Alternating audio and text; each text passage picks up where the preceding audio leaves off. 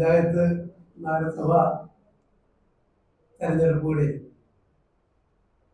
UDFിനും Indian national കോൺഗ്രസിനും വലിയ വിജയം സമ്മാനിച്ച ജനങ്ങളെ അഭിവാദ്യം ചെയ്യുകയും ഇതിനുവേണ്ടി അഹോരാത്രം വ്യാപകം കഷ്ടപ്പെട്ട് പ്രവർത്തിക്കുകയും ചെയ്ത കോൺഗ്രസിന്റെയും UDFിന്റെയും പ്രവർത്തകരെ അനുമോദിക്കുകയും ചെയ്യുകയാണ്. ഇത് LDF ഗവൺമെന്റിന്റെ 10 വർഷക്കാലം തികയുന്ന ദുർഭരണത്തിനെതിരായിട്ടുള്ള ജനവിധി തന്നെയാണ്. ഈ സർക്കാരിനെ എത്രത്തോളം ജനങ്ങൾ വെറുക്കുന്നു, ഈ സർക്കാർ, ശ്രീ പിണറായി സർക്കാർ എത്രത്തോളം വെറുക്കപ്പെട്ട സർക്കാരാണ് എന്നുള്ളത് ഈ തെരഞ്ഞെടുപ്പിലൂടെ വ്യക്തമായിരിക്കുകയാണ്. മറ്റൊരു ഏതെങ്കിലും കാലഘട്ടത്തിലാണെങ്കിൽ ഗവൺമെന്റ് തിരുത്തണം എന്ന് വേണമെങ്കിൽ ആവശ്യമുള്ള പറ്റും. ഈ ഗവൺമെന്റിനെ സംബന്ധിച്ചിടത്തോളം ഇനി തിരുത്താൻ ഒരു സമയം ബാക്കിയില്ലാത്തൊരു സർക്കാരാണ്.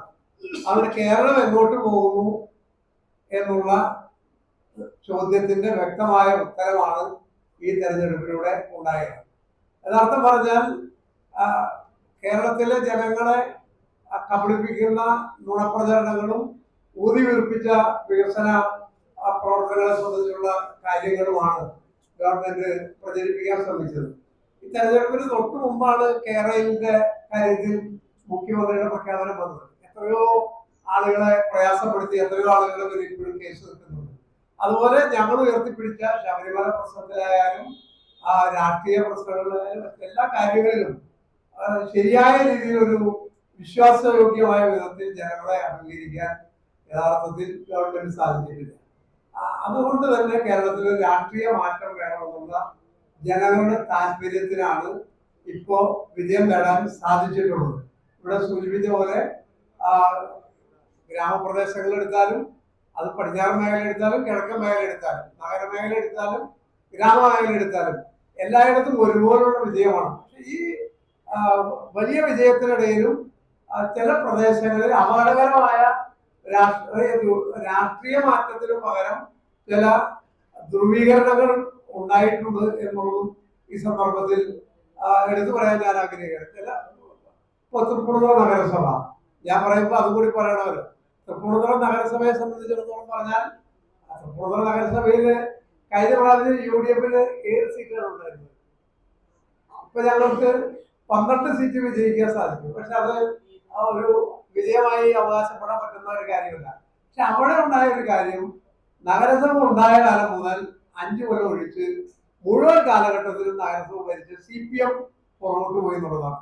അപ്പൊ തൃപ്പൂണിത്തുറയിൽ സംഭവിച്ചുകൊണ്ടിരിക്കുന്നത് രാഷ്ട്രീയമായ ഒരു മാറ്റമല്ല, മറിച്ച് സാമുദായികമായ ഒരു ധ്രുവീകരണം ഉണ്ടായിരിക്കുകയാണ്. ആ തൃപ്പൂണിത്തുറ നിയോജകമണ്ഡലത്തിലെ ഞങ്ങൾക്ക് ഇല്ലാതിരുന്ന മരട് നഗരസഭ ഉണ്ടായിരുന്ന നഗരസഭ നിലനിർത്താൻ സാധിച്ചു. ഞങ്ങൾക്ക് നഷ്ടപ്പെട്ടു പോയിരുന്ന ഉദയംപേരൂർ പഞ്ചായത്തും കുമ്പളം പഞ്ചായത്തും നിലനിർത്താൻ സാധിച്ചു. തൃപ്പൂണിത്തുറയെ സംബന്ധിച്ചിടത്തോളം അത് ഞങ്ങളെക്കാൾ കൂടുതൽ യഥാർത്ഥമായി CPMന്റെ വലിയ രാഷ്ട്രീയ പരാജയമാണ്. കാരണം ഞങ്ങൾ ഇതിനു മുമ്പും ഒറ്റ തവണ മാത്രമേ ജയിച്ചിട്ടുള്ളൂ. എല്ലാ പ്രാവശ്യവും CPM ആണ് ജയിക്കാറ്. പക്ഷെ ഇത്തവണ വളരെ കൂടുതൽ സംഘടനാ ശക്തിയും സ്വാധീനവും ഉള്ള CPM അവിടെ 2ാം സ്ഥാനത്തേക്ക് പോയി. അവിടെ രാഷ്ട്രീയമായ ഒരു മുന്നേറ്റമല്ല ഉണ്ടായത്. യഥാർത്ഥം പറഞ്ഞ ഒരു കമ്മ്യൂണൽ പോളറൈസേഷൻ തൃപ്പൂണിത്തുറയിലുണ്ടായി. ഒരുപക്ഷെ തിരുവനന്തപുരത്ത് മാത്രമേ ഒരു പോളറൈസേഷൻ ഉണ്ടായിട്ടുണ്ടെന്ന് എനിക്ക് തോന്നുന്നു. തിരുവല്ല നഗരസഭയിലെ മറ്റോ അത് വളരെ അപകടകരമായ ഒരു കാര്യമാണ്. അതും യഥാർത്ഥം പറഞ്ഞാൽ BJPയെ തലോടുകയും കോൺഗ്രസിനെ തകർക്കുകയും ചെയ്യുന്ന CPM നിലപാടിന്റെ ഫലമായി ഉണ്ടായ ഒരു പ്രത്യാഘാതമാണ് ഈ തെരഞ്ഞെടുപ്പിൽ വലിയ വിജയം നേടാൻ സാധിച്ച UDF സൂചിപ്പിച്ച പോലെ നല്ല ഐക്യത്തോടും അതുപോലെ തന്നെ പൊതുവികാരങ്ങൾ മാനിച്ചുകൊണ്ടുള്ള തുടർ തെരഞ്ഞെടുപ്പുകളിലും വിവിധ സ്ഥാനങ്ങളിലേക്ക് നടത്താൻ ജില്ലാ കോൺഗ്രസ് കമ്മിറ്റി നേതൃത്വം കൊടുക്കും എന്ന് ഞാൻ കരുതുന്നു.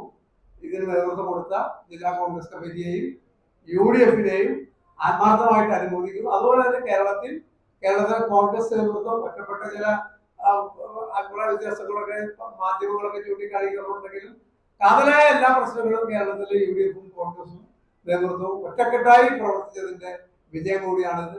ഇത് എത്താൻ പോകുന്നത് അടുത്ത നിയമസഭാ തെരഞ്ഞെടുപ്പ് UDF വമ്പിച്ച വിജയം ഉണ്ടാക്കിക്കൊണ്ടായിരിക്കും അവസാനിക്കാൻ പോകുന്നത്. നമസ്കാരം.